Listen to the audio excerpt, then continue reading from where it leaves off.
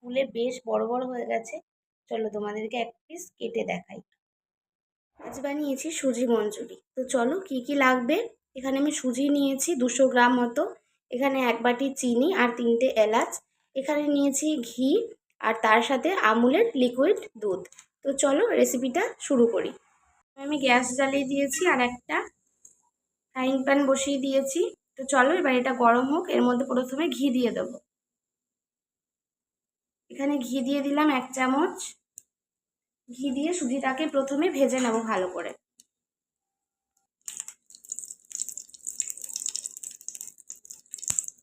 এবার আমি সুজিগুলো দিয়ে ভেজে নেব সুজিটা প্রথমে ভালো করে।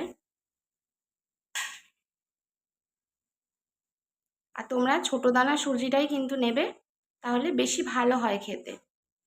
সুজিটাকে ভালো করে হালকা আঁচে ভেজে নিতে হবে ভালো করে।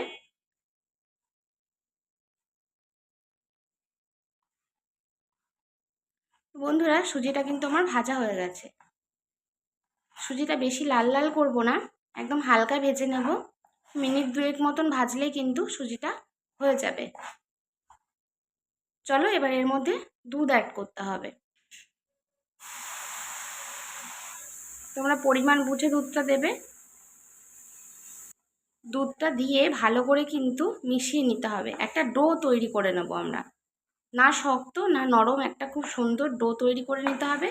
আর দুধটা তোমরা যত বেশি দেবে তত কিন্তু টেস্টি হবে খেতে। বন্ধুরা দেখো একদম শুকনো শুকনো হয়ে এসছে। এবার এর মধ্যে আমি কিছুটা চিনি অ্যাড করব। তোমরা পরিমাণ অনুযায়ী তোমরা যতটা মিষ্টি খাবে ঠিক ততটাই কিন্তু চিনি অ্যাড করবে। আবার যখন আমি এটা দুধে ভেজাবো তখনও কিন্তু চিনি অ্যাড করতে হবে, তাই চিনিটা একটু বুঝে দেবে। চলো চিনি দিয়ে ভালো করে এটাকে মিশিয়ে একটা ডো তৈরি করে নিই। দেখো বন্ধুরা এটা কিন্তু একদম শুকনো শুকনো হয়ে এসছে, এটাকে আরও শুকাতে হবে যাতে একটা ডো তৈরি করে নিতে পারি। তো বন্ধুরা ডোটা কিন্তু রেডি হয়ে গেছে। আর সুজি তো এমনি একটু ঠান্ডা হলে আরও একটু শক্ত শক্ত হয়ে যায়, তোমরা দেখে বুঝতেই পারছো এই যে প্যানের গা থেকে ছেড়ে যাচ্ছে। আমার এই সুজির ডোটা একদম রেডি হয়ে গেছে। চলো এবার নাবিয়ে নেব, নিয়ে দুধটা গরম করে ভালো করে ফুটিয়ে নেব। এবার বসিয়ে দিচ্ছি একটা কড়াই, দিয়ে দেব বেশ খানিকটা দুধ। দুধটা কিন্তু আমি আগে থেকে ভালো করে ফুটিয়ে রেখেছিলাম, এখন আরও একবার ফুটিয়ে নেব।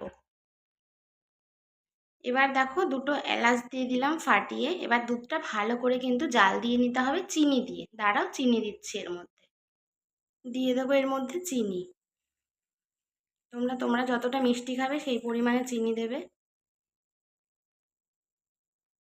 চিনিটা কিন্তু খুব ভালো করে মিশিয়ে নেবে আর দুধটা একদম ঘন ঘন করে ফুটিয়ে নেবে। হাতে নিয়ে নিয়েছি বেশ খানিকটা ঘি। এবার দেখো ডোটা কিন্তু না নরম না শক্ত, বুঝতেই পারছো। এবার এখান থেকে আমি লেচি কেটে কেটে, তোমরা গোল গোল আকারেও দিতে পারো বা চ্যাপ্টা চ্যাপ্টা আকার করেও দিতে পারো। চলো শেপটা বানিয়ে নিই।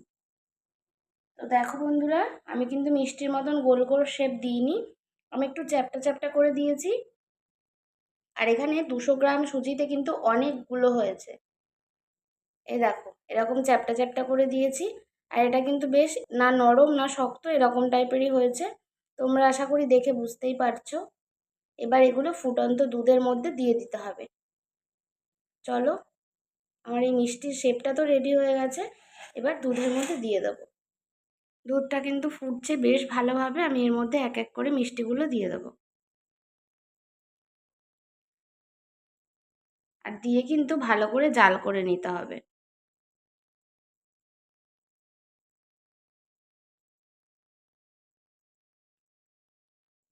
সব মিষ্টিগুলো দুধে দিয়ে দিয়েছি, এবার শুধু উল্টে পাল্টে একটু ভালো করে কিন্তু ফুটিয়ে নেবে, নিয়ে চাপা দিয়ে রেখে দেবে যাতে এই মিষ্টির মধ্যে ভালো করে দুধের রসটা ঢুকে যায়।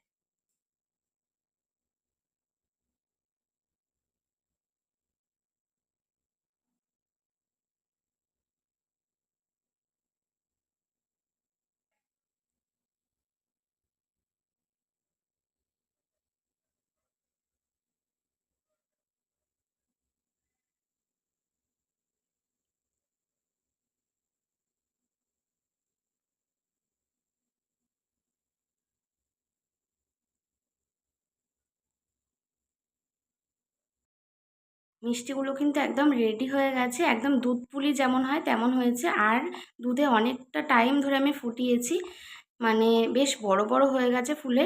তো চলো এবার এটাকে চাপা দিয়ে রেখে দেবো আধ ঘন্টা, তারপর এটাকে তোমাদেরকে দেখাবো।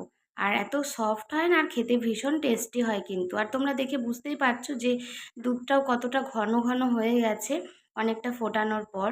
তো চলো এবার গ্যাসটা অফ করে দিই, দিয়ে তারপর চাপা দিয়ে রেখে দেবো। আধ ঘন্টা পর ফিরে আসছি। আধ ঘন্টা পর ফিরে আসলাম। তো দেখো প্রত্যেকটা মিষ্টি কিন্তু দুধে ভিজে কত সুন্দর হয়ে গেছে, আর কিন্তু একটু বড় বড় হয়ে গেছে। চলো একটা বাটিতে নাবিয়ে তোমাদেরকে কেটে দেখাই কতটা নরম হয়েছে।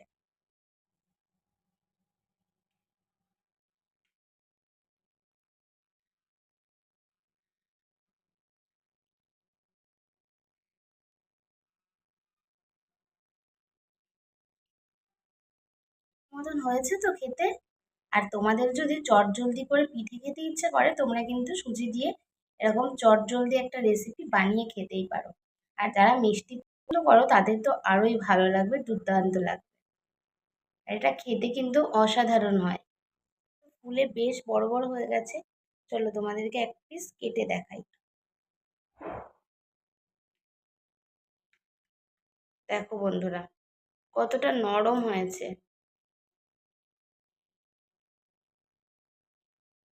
একদম পুলি পিঠের মতন লাগছে।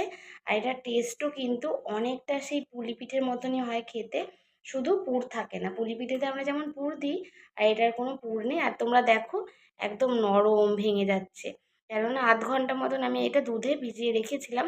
তো খেতে কিন্তু অসাধারণ হয়। আর এই যে রসটাও বেশ ঘনত্ব হয়ে গেছে। আর দেখো প্রত্যেকটা মিষ্টি কিন্তু ফুলে বড় বড় হয়ে গেছে আধ ঘন্টা ভেজানোর পর আর কি। তো চলো তোমরাও কিন্তু এভাবে একবার অবশ্যই বাড়িতে ট্রাই করো। আর রেসিপিটা কেমন লাগলো তোমাদের সেটা কিন্তু জানাতে ভুলো না। চলো টাটা।